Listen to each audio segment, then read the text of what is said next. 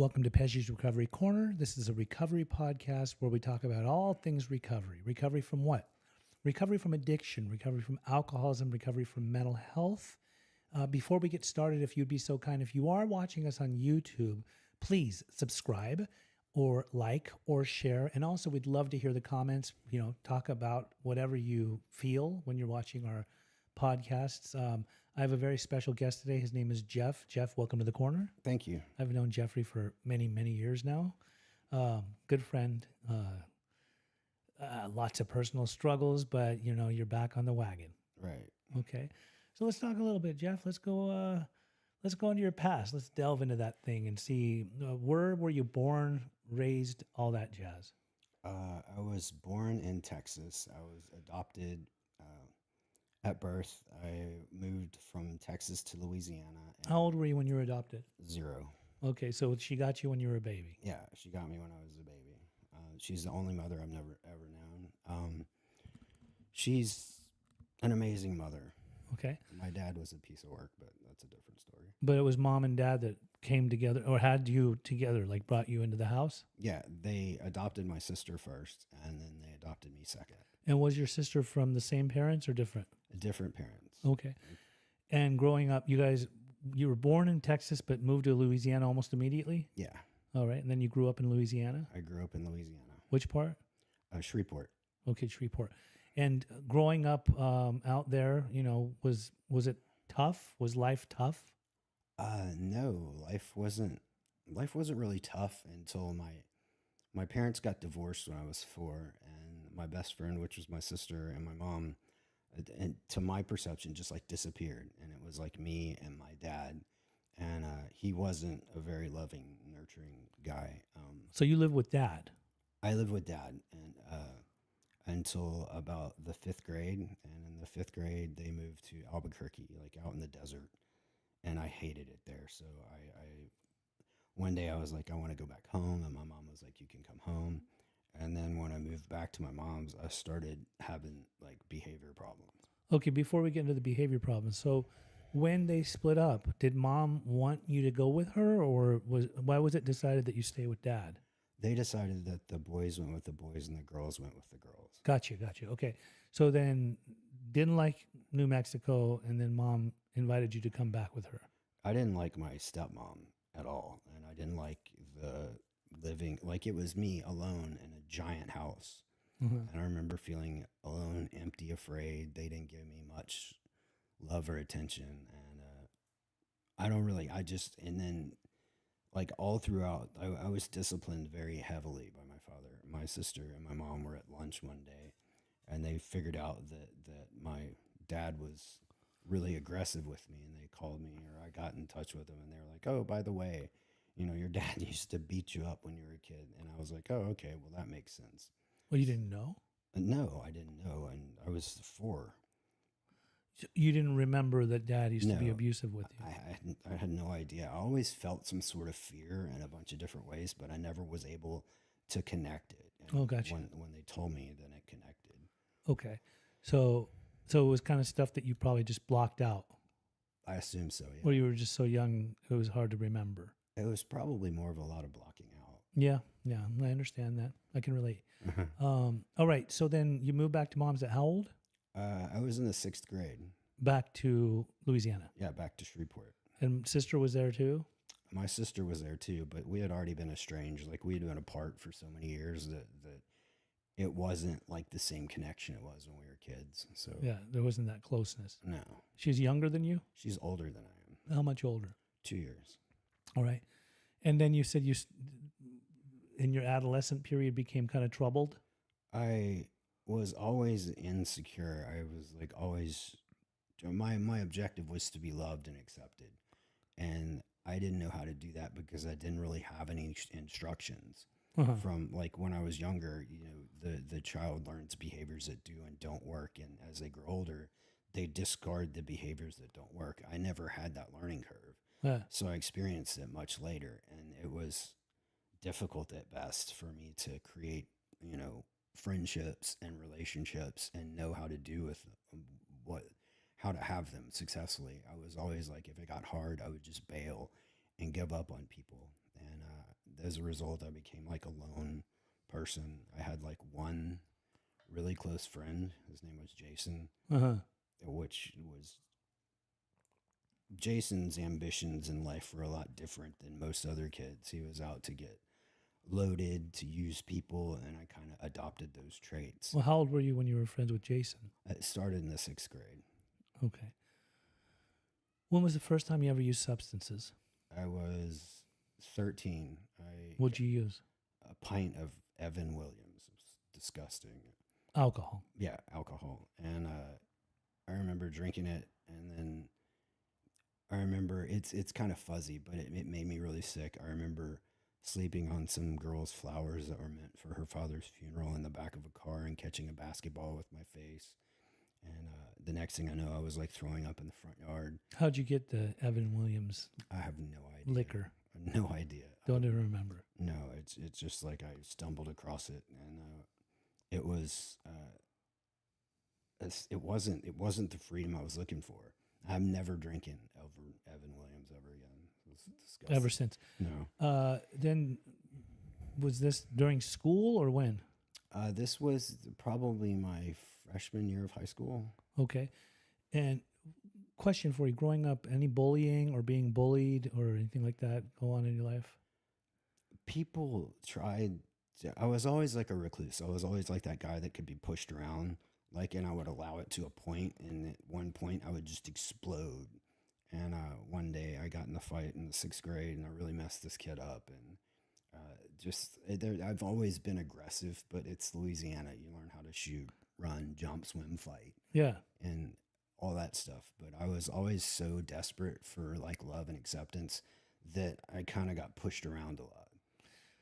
Okay. And then drug use throughout junior high and high school or just high school? No, just high school is where I started having real problems. Like when I went from junior high to high school, it was like I still didn't have the social skills I needed, and it was like a whole new crowd of people.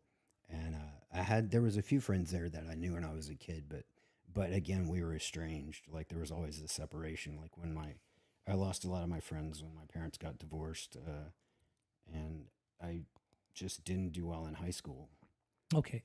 Then when was the first time that you had to address the problems, the being problematic? I was dragged to treatment when I was 16, kicking and screaming. Okay. And was it by like two goons that came and took you or what? If you call my mom a goon, it was. Oh, it was yeah. No, I'm talking about the people that take the teenagers in the middle of the night to rehab. No, they tried that once with the tough love, and I had a father figure that stepped in the place of my dad. Yeah. And they tried the whole tough love thing, and they wound up staring down the barrel of a 38, and so they quit doing that. Oh, you pulled the gun? Yeah, my friend Bubba and I were always. It's Louisiana, so you have access to weapons. When I grew up, America was different. Yes. So we had access to weapons, and we were always really responsible with them. And I don't know why I felt threatened, but I had the 38, and it was under my pillow. I could kind of feel the water heating up around me, and I didn't know what was going to happen. Yeah. So I had it, and they came to discipline me, and I was like, "You MFers can get," and they got out, and they ran away. They were like, "He's got a gun," and then the police came and found it, and they took it, and like a bunch of drama went on for a minute, and then. But the time that you first went to treatment, what happened? You were 16. Did you stay sober very long? I felt like I went to jail, and How long did you go for? I was there for a week before I figured out how to commando my way out of it. And then you escaped? Yeah, I escaped. And went back home? No, I went to this guy named Paul, and I was like, "Hey, look, I figured out how to get out of here," and he's like, "All right, let's do it." And so we commandoed it past, and we got in the elevator, and we left the hospital, and he was like, he stole a car. We took a bus to the mall, and he stole a car, and then he was doing some other substances, so I started doing it with him. Like what? It was coke. Okay. Yeah, and 16-year-olds. Yeah, I went from somehow it's all a blur, but one day I went from pot to coke to other stuff, and it just went from bad to worse to devastating, and I remember sitting on the banks of the Red River, and I was like, I can do this. I can go panhandle, and then do this way and I can live like this, which wasn't true at that point. So I wound up going back to the treatment center, and then they were like, "All right, this one's crafty." So they literally locked me up in a ward with like in a cage. And then a couple of days later, my mom came and took me down to Grand Coteau, Louisiana, to go to a halfway house, and it was As a teenager? yeah, and that was the last time I was at home for years. Really? Yeah. So mom was with stepdad. You didn't stay at home. You went to the halfway house. Did you stay long? I was there for about 4 months before I realized that I didn't want anything that these people had to offer. Took you that long to figure it out? Well, yeah, and from there, I just learned how to play the game. It's like, oh, I can play this game. I've always been really crafty and really intuitive on how to defeat enemies by just playing their game, and then when they least expect it, you know. Yep. So as a teenager, though, were you still in high school during that time? I was in high school. They put me in Beauchesne High School in Grand Coteau, Louisiana. Grand Coteau is like a Chevron and all girls school, and the halfway house, and it's like rural Louisiana, so there's like swamps and everything everywhere. And Did you end up finishing high school on time? I did I my senior year I kind of like quit and then got my GED, Okay. so I could. But where were you living at that point? You know what? It's a blur. I was in Lafayette somewhere when I think I got my GED when I was in the halfway house, because when I was going to Beauchesne High School, I couldn't relate. I was still having like problems connecting to other kids, and it was just like, I was finally one day I was like, I'm not going back, and you can't make me. And they were like, well, then you need to get your. And then I went like a week later, and I passed the GED. It's like I didn't even have to study. Um, and from there, I went to another. When they kicked me out of the one I got my GED with, they put me in another one. No, wait, they put me in another one. And when I went to that one, I was in my sophomore year or something. Like, it's such a blur that, Okay. So did you end up going to the military? yes, I did. This is around your early 20s? Yeah, in my early 20s, I was from those two halfway houses. I went home for like a month, and then I wound up somehow being homeless. And Do you mean did you get kicked out of your house? I don't really remember how that happened. Like, that's how messed up I You were was. just not well. Yeah, I was not well at all. But then you ended up in the Army or Navy or what? The Navy. How that happened was I was in Omaha, Nebraska, and I had been in this, strict kind of like recovery home, and I didn't want to be there. And I went from there to a recovery home. I felt like they cast me aside and they moved me out. And like I was alone, afraid. I still wasn't like emotionally mature. And like I was like, you know what would be the best thing for me would be to like, Go and man up and become a military man? well, I'm trying to edit this to the point where it would be palatable for the podcast. Well, anyway, I did something and came up with a bunch of money, and I used, and then the guy came to get his rent, and I didn't have it, and he kicked me out. And from there, I was on the streets in Omaha, Nebraska, in the snow. So I learned how to do things that most people do to survive. You were in survival mode big time. Yeah, I was in survival mode, and then the opportunity came to where I could join the Navy if I wanted to, and I was like, yeah, that'll be discipline, 3 hots and a cot, and I'll learn how to get things together, and I'll change my life. How long were you in the Navy? For a while, I don't really talk much about it, but I'll tell you what happened. Like, there's some things I'll edit out, but they're not palatable. It's like I'm not going to talk about those. Yeah. But what happened was I joined to have 3 hots and a cot, and I can run, jump, shoot, swim, fight, and so I was really good at what I did, and I went in undesignated because that got me in faster, and then I would get to pick an A school after boot camp, and I thought, oh, I can do that. Well, when I was in boot camp, they told me that you have to stay for 2 weeks longer unless you have an A school. Yeah. And I was not going to do that. I was like, I want out of here because it was like such a turn that I didn't want to have anything to do with it. And so I went to the headquarters, and they had A schools that were open. Like they didn't have enough. They didn't have the people to fill all the seats. And I found one that was called a quartermaster. It was a nautical navigator. And I was like, cool, I can do that. I can drive the ships, you know. And so they sent me down to Orlando to NTC, and I went through QMA school. And at the end of QMA school, you're given, you know, there's like pictures of ships on the wall from what I remember, and you get like it goes in order of the class. You get to pick whichever one you want, and I picked one that was like a little bitty boat that had like rocket launchers and stuff. I had no idea of what this meant or what command it was with, Mhm. but it was with a different command. And so they, when you select it, they send your hard card on your information off to the command. And with what happened is I got railroaded into doing something I didn't want to do. They were like, hey, this is a smaller command. And with a smaller command, you have to have 2 jobs. And when they sent my stuff out, everybody else's orders came back the next day. There was like 50,000 people on this base, and then all the next day it was like me and 4 other people, and I was like, "Am I in trouble? What did I do?" And they a few days later, like they made you. It's called smurfing. You go and pick up trash cans and empty stuff. Yeah. And a couple days later, like my orders came back, and they called me into the master chief's office, and they were like, your orders came back, and they came back with a stipulation. And I was like, well, what does that mean? They were like, with a smaller command, you have to have 2 jobs. And I was like, well, what am I going to be doing? And they were like, you know what, we're going to be, you know, SAR.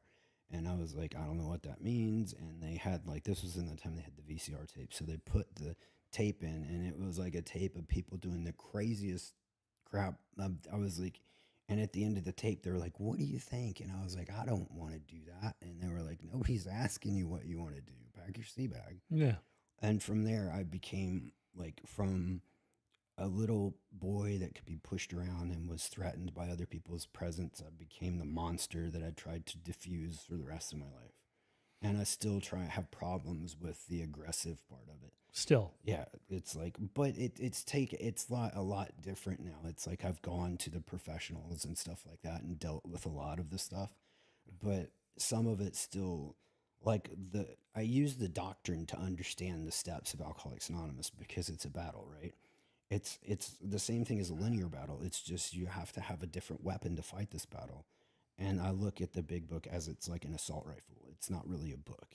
It's also a living, breathing book, which if you have the comprehension to understand what it's saying, it's really descriptive with the way this thing is.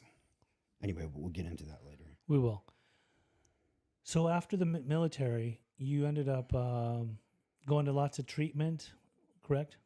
Yeah, I've been in like a bunch of different treatment centers. That's where I used the remember when you said everything you do is calculated? Mm-hmm. That it was all calculated. I would go and I would play Peter Pan of the program. I would get clean and I would get some stuff back. And then, you know, when it got too uncomfortable for me, I would bail and then I would go drink. So throughout your 20s and 30s and 40s, because I met you in your mid 40s, Mm-hmm. you've gone to treatment all over America, right? Yeah, I've been in every major metropolitan area trying to do geographics and to change how I feel inside and stuff like that. When I started trying to get sober was when I was 38.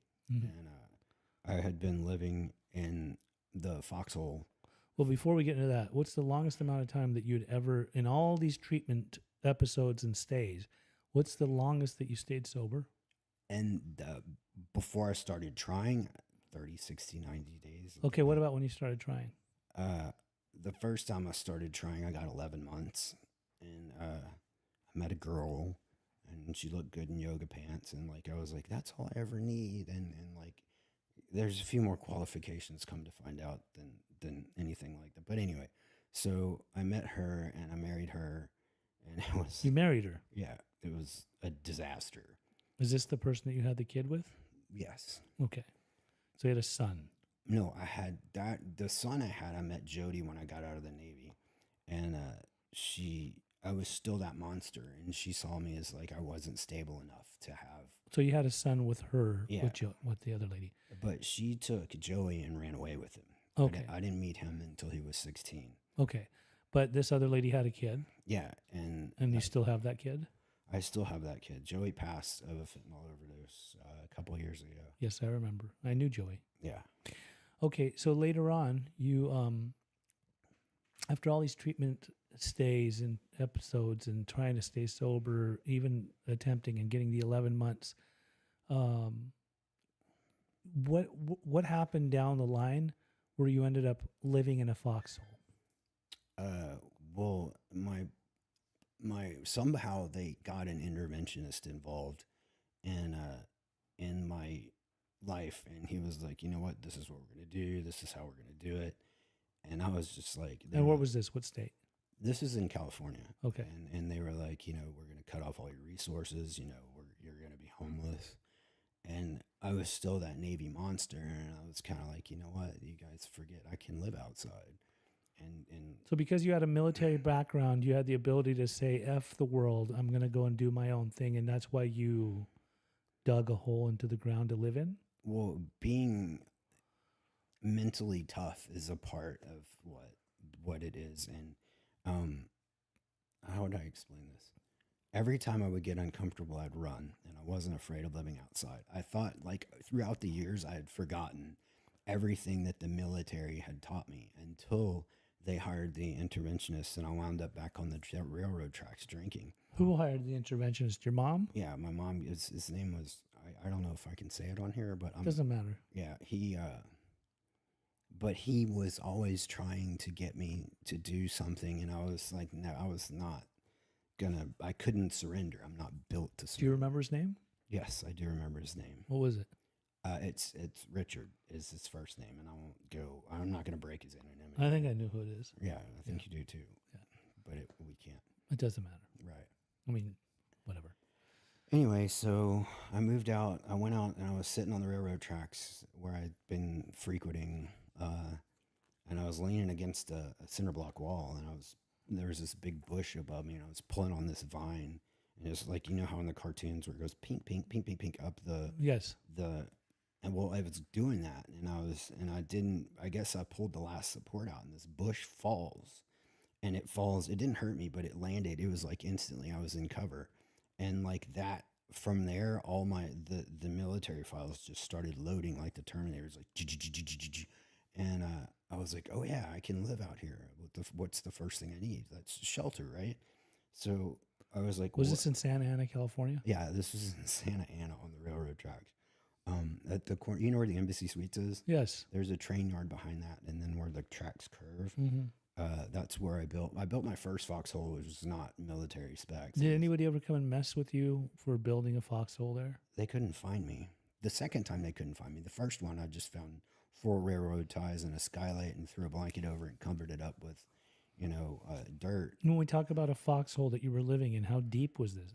This one, the first one was above ground, and the cops raided it and wrote me a ticket and threw me out on Warner Avenue. And then I was like, all right, MFers, let's see if you can really find me. Mm-hmm. So I commandoed it back onto the tracks, and I dug 3.5 feet down, 6.5 feet over, camouflaging entrance. And there's nobody. It was there for 12 years. Nobody ever was able to find me. And was it like a deeper hole that you could go down into? Yeah, you go underground. And there's like a foot of dirt on top of you. It's camouflaged with the right foliage, which is around you. It had a hatch. This was a place that you can go retreat to and go hide out in, correct? Yeah, it was warm at night, cool during the day. I didn't have to share my alcohol. Nobody could find me. I built a storage area, a shower. How were you having running water down there? Well, you take a camelback and you put it up in a tree. First of all, you want to be someplace that they can't see you, which is like there was a thick willow bush, and it's like it was in the beginning. It's really uncomfortable to get on there and to dig, but if you've had to do it before, it's like it's a walk in the park for me. I can go out. I could go build one in your front yard. Let's not think about that. It's like yeah, but anyway, you take a camelback, you throw it up in a tree.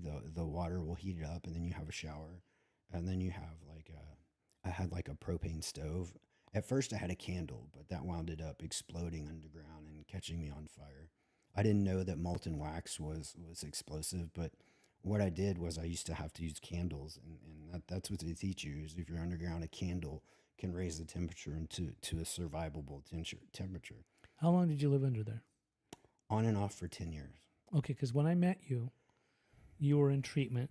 you were actually in a group that I was running. Yeah. And at first you were a little bit intimidated by me.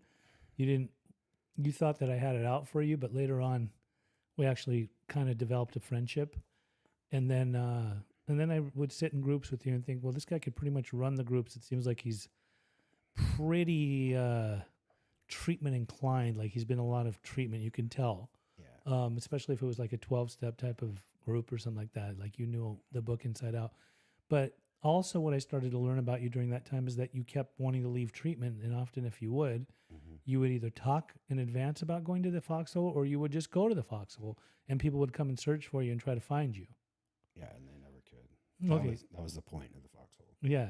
It was your seclusion. Yeah, it was my safe place. Your solitude, a place to get away from everybody. Right.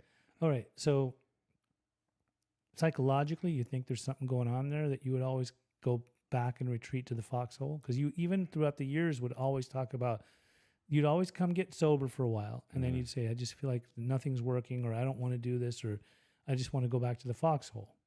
Fear of the unknown. Was it like the little boy that was raging and full of anger and just wanting to get away from everything and going back there? It was the fear of not knowing what was going to happen and not being able to see past the treatment center. It's like all I could see was what was going on. If it wasn't working right then, I didn't have the patience or the faith to summon the courage to let things play out. And I was like, all right, and I would make assumptions. I would like try to predict the future based on the past, which you can't do because like when you get sober, you're a completely different person. Well, amazingly enough, which I don't see this quite often, is that whenever you would come back after a run, you were quick to want to work a program, quick to want to do some recovery, but quick to also want to get a job. And usually you get jobs that require some education. And I always knew you were educated just by the way that you spoke. Mm-hmm.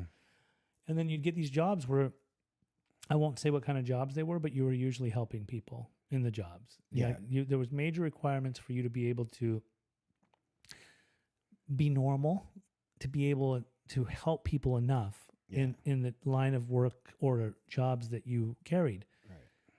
The thing is that in most cases, after having these jobs, whatever they may be, because they weren't always the same job, there was various different jobs, but over a period of time, there was like a switch within you that would change and you'd find yourself back on the streets again.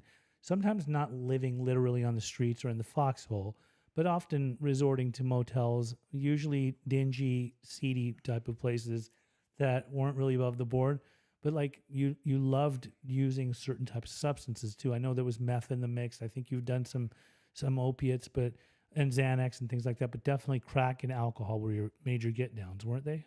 Well, I wasn't going to say that on here, but anyway. Whoops. Yeah. So that's why I asked you in advance. Is there anything you don't want to talk about? Yeah. Well, anyway, I had problems. Alcohol was always a base.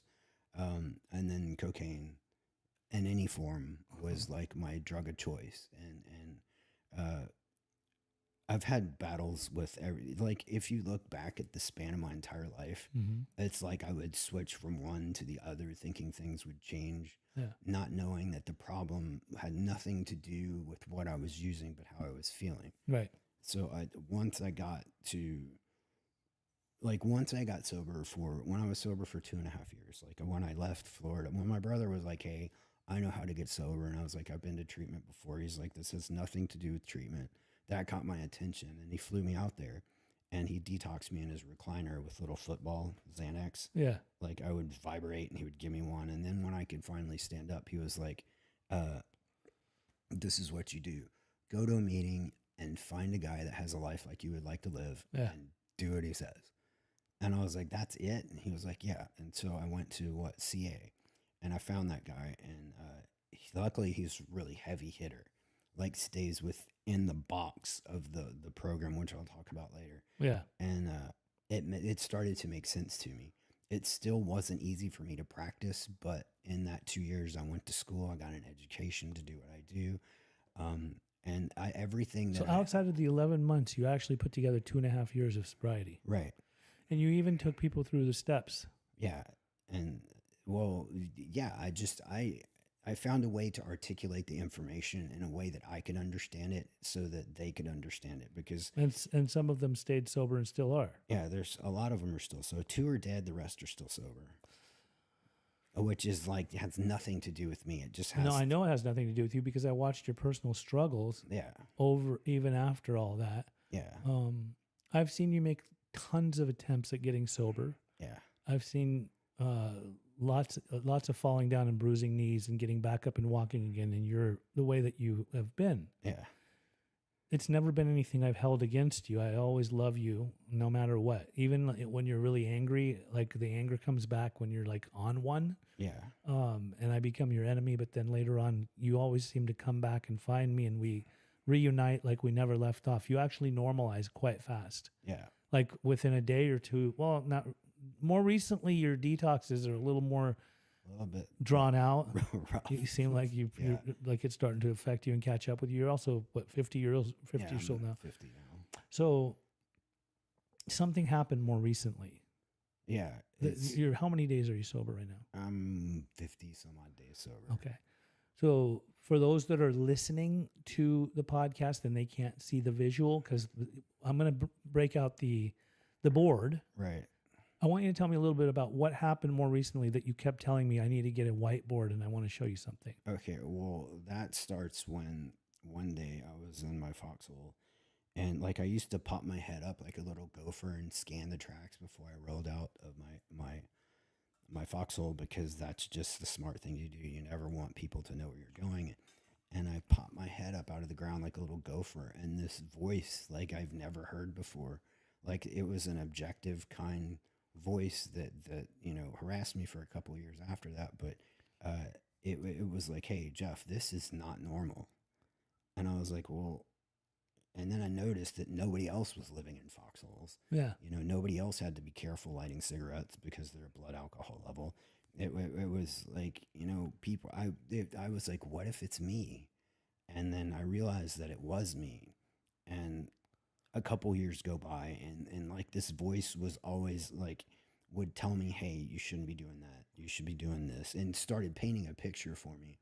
And then like at one point I realized that we all may paint with different colors, but we all paint the same picture. And I was finally got to a point where I was like, that's when I wound up on the phone with Chuck for the last time. That's when I went and I got 2.5 years of sobriety. When I got to 2.5 years of sobriety, there's a couple of walls that I hit. There was like the 6 month and then the 11th month were the two hardest parts. And then at 24 months, it was a brick wall. And the brick wall came from the little deviation from what I'm going to show you in the little whiteboard thing. Mm-hmm. Like the smallest deviation from baseline over time makes a huge gap. And it's called, like in the military, you stick to the basics because like when you're never going to rise to a challenge, you're going to fall to your level of training. Mm-hmm. And if I'm trained out here and like the basics of battle are down here, I'm going to lose a fight every time. Yes. So I stick with the basics. Like the book says, it's clear cut directions. Like I have to understand that is like, that's the battle plan. Mm-hmm. And so I started studying the book. Like, what does it really mean? What are the first 3 steps? How am I going to understand them? How am I going to use them? Like I started to be concerned about Jeff because Recently? This was, you know what? It's simple, but it's not easy. Yeah. It's easy when I want something or I think I need something. If my needs aren't getting met, then that lets fear creep in. This metaphysical being isn't going to meet my needs, so I need to maneuver in some sort of way, like try and fly the helicopter, and I crash it into something, and then I get discouraged, and then it's like, well, this is never going to work. So then I go back and I drink, but I'm not remembering that I can't fly a helicopter. The unmanageability is trying to keep flying the helicopter. To believing that somebody can fly a helicopter is challenging when I can't see what's going on, and then following good orderly direction to learn how to fly a helicopter. That's the first 3 steps. Good orderly direction. Yeah, it's like G-O-D. Yeah, it's like I noticed when I was a sponsor that word would sting. It'd screw up the whole process. It was like For you personally? No, not for, well, it did for me in the beginning, and then I realized that God is like basically 4 things for me.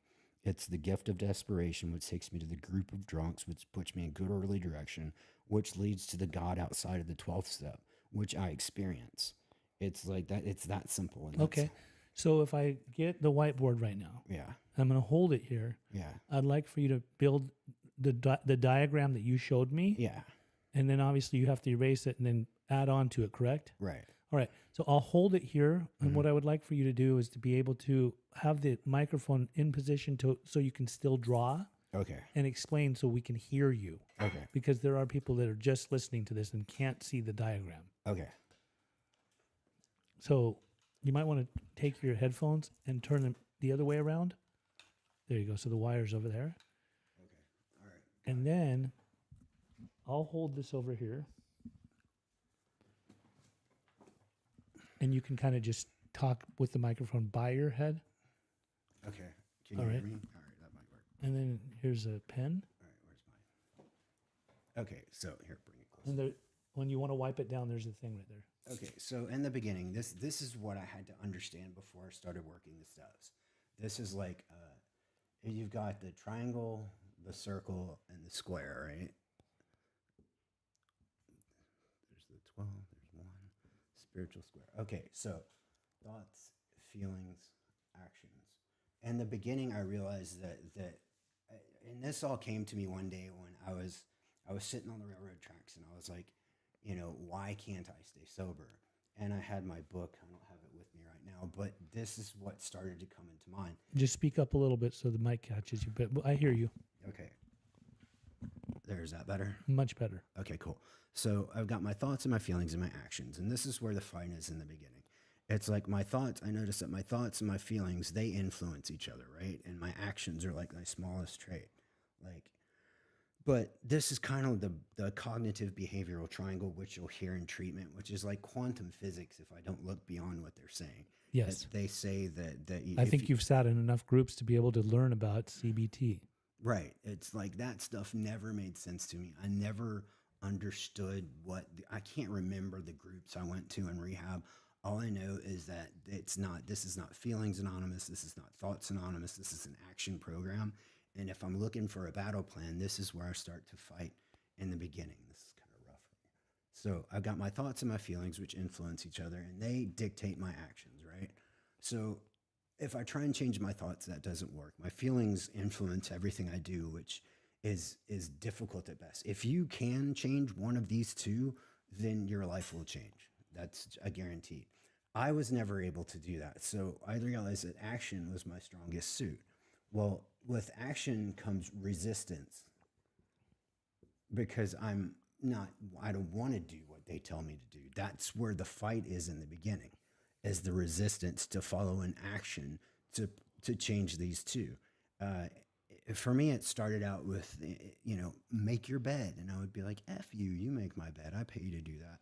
And rehab and all these other stuffs. And then I learned in one of my last treatments, I realized that treatment isn't curement from alcoholism. It's just a stepping stone.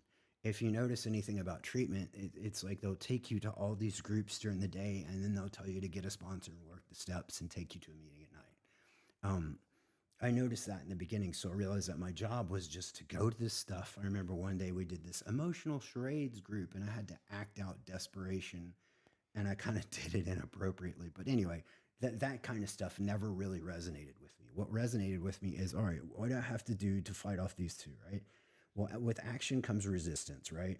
And, I noticed that my actions have polarity. There's a plus and a minus, right?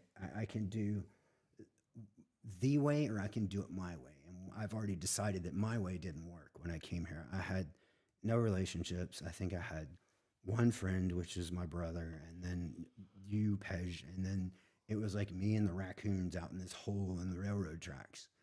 And so anyway, my actions have polarity. My way doesn't work, but the way comes with resistance because it's changing my ego, my ambitions, my perceptions, and my idea on how I'm going to get better.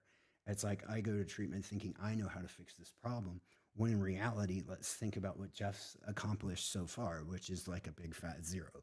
I wasn't on some winning streak. So all these things have polarity. You know, if you have the right thought, there's polarity on both of these, right? So the art of action is, it's like I have to power. That's where the fight is for me. I have to power through the resistance of doing what the way is versus what my way is, which precipitates me into two fears, right? I have a fear of my way and I have a fear of the way, because this is the unknown. And this way, I know what I'm going to get, which is going to be crap, right? So once I get that my actions is my strongest suit, so that leads me to the fact, oh, okay, well, if the directions are to work the steps, that leads me to the spiritual square over here, which is like steps 1 through 12 are going to give me a spiritual experience, right? It says, and 1 doesn't demand you to believe anything.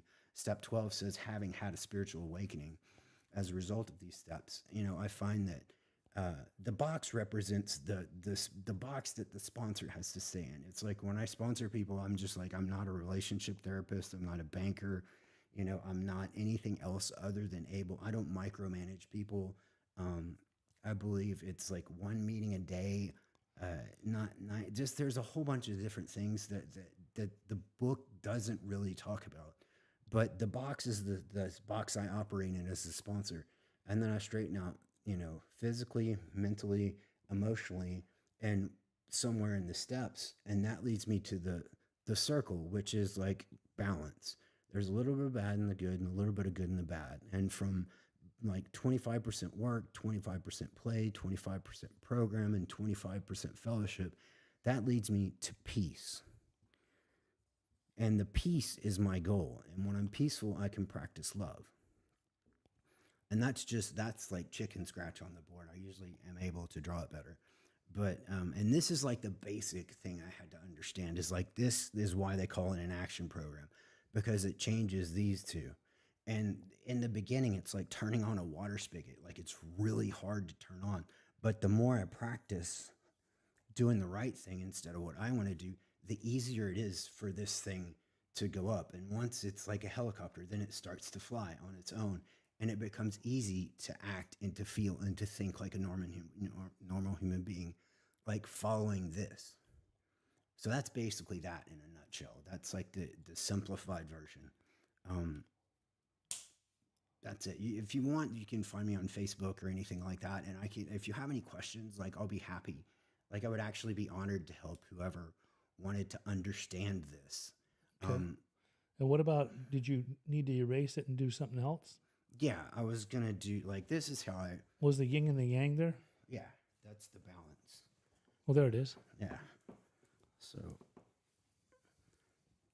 this is how the book says to, like, this, I'm just going to explain it much more than I'm going to draw it. All right. So if you read the book says, you know, on page 30, it's like, we have to concede that our innermost selves that we're alcoholics. That's step 1. Or addicts. Or addicts, or whatever it is that you identify with. Yes. Okay. And then step 2 says, you know, do I now believe, or now am I now willing to believe in a power greater than ourselves? How I made sense of that is like, okay, in biology, they have, like, when you're a zygote, when you're a fertilized egg and you run and you're implanted into the uterus, I might be butchering this a little bit, but the cells start to divide.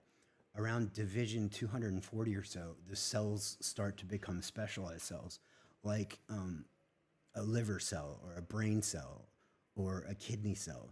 They start to become specialized. And amazingly, these things start to migrate to the part of the body where they're supposed to be. And in biology, they've realized that they can't find the map of how these things do that. They've started to realize that it's a physics thing and not a biology thing. And so it's outside on the electromagnetic spectrum somewhere. That shows me that there's something out here that is mapping these things out. And if I think about it, you know, trees grow to perfection without, you know, directions, right? So that shows me that something is working, that I'm growing somewhere. And that helped me understand what the basic of, like, my higher power was, is the energy outside. Like, that was the basic thing that I could understand. Step 3, we're going to follow good orderly direction to spiritual experience. And that's all it is. People get stuck On step 4, what is that? Well, the gardener's here. Awesome. So, in step 4, it's like when I'm with my sponsees, I've noticed that see, I use that's funny. So sorry. Yeah, and no, it's not a big deal for me. I look at it as like helicopters, right? Step 1's a two-part step, right? Say we have a helicopter. Can you fly a helicopter, Jeff?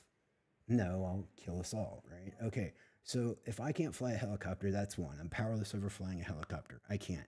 Two, the unmanageability part is me trying to fly the helicopter. I keep crashing it, right?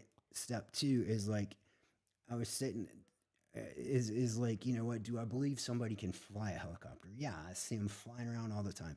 Step 3 is we're going to follow good early direction to the point of where we can fly a helicopter, right? And then we're going to teach other people how to come to their own ideas on how to fly their own helicopter. Anyway, so that's 1, 2, 3. And 4, if my job as a sponsor is to help you create a connection, then like if you have a pipe in between you and your connection, right? And there's all these rocks in it that are keeping you from and then there's the little bitty rocks and stuff like that. These are all the things, these are the resentments and all that stuff that keep repeating in your mind. Like a resentment for me is that repeating event that brings forth some sort of angry feeling or uncomfortable feeling. So the job of me as a sponsor is to help you clear away some of these rocks. And like I've noticed that you have to make the mission survivable, right? If I'm saying, hey, list your entire life of like, I really don't care if you stole a popsicle from Susie when you were in the 4th grade. Or it's like, I don't care about that stuff. What I'm looking for are the big rocks. Like, why you lost your family, like why you shot somebody, why you robbed a bank, and all these things. It's like, once we move all the big rocks out of the way, it's like I say the worst 25 first. Let's pick out the worst because we're looking, it's a moral inventory. It's not like a Catholic confession. And so we clear away some of these rocks in here. And then when at the end of the 5th step, we have 25 examples of character defects that we have to take to the 7th step. What is the 7th step? Okay, so you've got lust and hate, right? In the middle, you've got love. What is a shortcoming? Okay, so if you put that on a continuum, love, and this is like you or me. And what the shortcoming is most alcoholics fall either on the lust side or the hate side or something. And in the middle, you've got the character you were meant to be, right? This is the shortcoming right here, is what you're actually asking this metaphysical being to remove. And this is going to be done and just like the mapped out, but he's going to use like your character defects and your character assets in all situations to achieve his will. And he's going to remove these on his time and not your time. So this is kind of like, and now you know better, you're going to try to do better. And as you know better, you're going to do better. And then step 8, we have that when we did step 4, that's our basic list of the 25 major amends that you have to make. Step 9 is a lifetime affair. Step 10 is basically a spot check inventory. Step 11 is none of my business as a sponsor. That is completely on you. And step 12 is a command. It says, having had a spiritual awakening as a result of these steps, we tried. Not if it was convenient, not if I wanted to, not if anything else. It says we tried when the opportunity presents itself to bring forth experience, strength, and hope. That is my job, and that is the summation of what I teach as the 12 steps. It's like it's not because it's like it's a surgical, it's a sniper shot, and it's the baseline. And if you notice in the rooms, there's lots of newcomers. There's maybe a couple 30 days. There's maybe 160 day. Or in like 90 days are few and far between. It's because the program has like basically almost 45 days to get you some relief. And like if I'm not doing this and helping you get on this side of step 12 and getting your connection, then the mission's not survivable. It's like people will falter, especially if they get clogged up writing in 1, 2, or 3 when there's no writing according to the book. And it's like, and then step 4, you have to cap it. It's like a Pez dispenser. It's like there's always going to be something. And the reason why this is possible is because when you get through the 12 steps, then it's with that command, you're going to teach somebody else. the 12 steps. And when you go to do the 4th step, you have to do the shoulder to shoulder. So you get to take some of your little rocks and relate to your sponsee or your friend or whoever or whatever you want to call it. And then they see, like, through your experience and what you're taking through, that they have the same issues. And that's how it works. So over and over again, eventually the dirt comes out and like things change. But that's a very basic portion. I'm pretty sure you guys can't read that, but you know, No, we could see it. It's right on camera. Very good. Okay. I appreciate you actually breaking this down. It was very informative, heartfelt. It's good to see you living this style of life and wanting to, I mean, see, like I always said, you know what you need to do. And if you do this, you're going to help a lot of people. You've already helped a lot of people in the past. And I appreciate you coming out and talking today. I know the other day when you were showing me this diagram, and I talked about having you on the podcast, you then said, I'd like to be able to show this. And I said, let's do it. Like, why not? You know what? Because all this makes sense to me. And if go ahead and bring that a little bit more closer. Oh. If practice, because obviously just this last week, simultaneously, 2 people that I've had in my life both passed away. One from suicide, one from an overdose, and one is a accidental overdose. One was an intentional overdose. Right. So either way, both of them died, and I just think to myself, like, what could we have done different? Like, what really, me or you, we don't have the power to make somebody surrender to the process of recovery. However, when you talk the talk and walk the walk, you never know whose heart you might touch or who you might be able to help out. And often you use a lot of great metaphors to kind of describe how, you know, your own personal experience has held you back in life and how you want to move forward. So I love it. I love you like I always have. You're like my brother. It's good to see you back on the path. It's good to see you in a good headspace enough to try to present what came to you, because this came to you. Right. You know, maybe it came to you over a period of time. Maybe it came from all the treatment stays, and maybe it came in the Foxhole. But at the end of the day, it came to you, even like maybe more recently. And you write it out, because I know you wrote it out on paper before to where you could explain it better, and then you wrote it out for me the other day, and now I see you wrote it out again. Tells me you could be an instructor, whether it's in rehab, teaching groups, or with a sponsee or whatever. But regardless, I love when Jeff is above ground, above Foxhole ground. Right. I love when you're on this path. I love you dearly. Thank you for coming out today. Real quick before we sign out, do me a favor and look right into that camera and maybe put some good energy into the universe for anyone that might be watching this or hearing this that's struggling or suffering. Go ahead. If I can do this, anybody can do this. And I'm telling you that it's like it does work. When I tell people, like, if you tell the newcomer, it's like it's going to get better, they have no idea of what you're talking about because they never experienced it getting better. Mm-hmm. And that's why I try and show people where the fight is in the beginning. It's like, you're not going to feel better in the beginning. If you're anything like me and you stop your substance, life gets worse for a minute. Yes. And like, in order to make it start to get better, you have to understand where the fight is. And once you understand where the fight is, you start to get traction. And over time, it's like you can see the people that were successful. They're the helicopters flying around in the room. The guys that obviously have friends, they have families, they've got cars. You know, I was a very low bottom drunk. So it was easy for me to see the helicopters flying around in the room, which is just metaphorically speaking. Yes. And if you're lost and you don't understand this, I would be glad to help you. So, I mean, I don't know how to tell them to look me. They can find me. They can find you through me. Okay, they can find me. You can find me through him. Yes. And like, to be helpful is my only aim. Yeah, that's wonderful. Very good. So thank you for coming to the corner. Appreciate you. I love you. You're welcome. Thanks for having me. Until we meet again in this type of platform. This has been another episode of Peggy's Recovery Corner, Recovery Podcast. If you want to find us, we are in all podcast platforms through audio. And then on top of that, if you are watching us on YouTube, again, please subscribe. Please like and share everywhere. And please also put some comments in the comment section. We'd love to hear from you.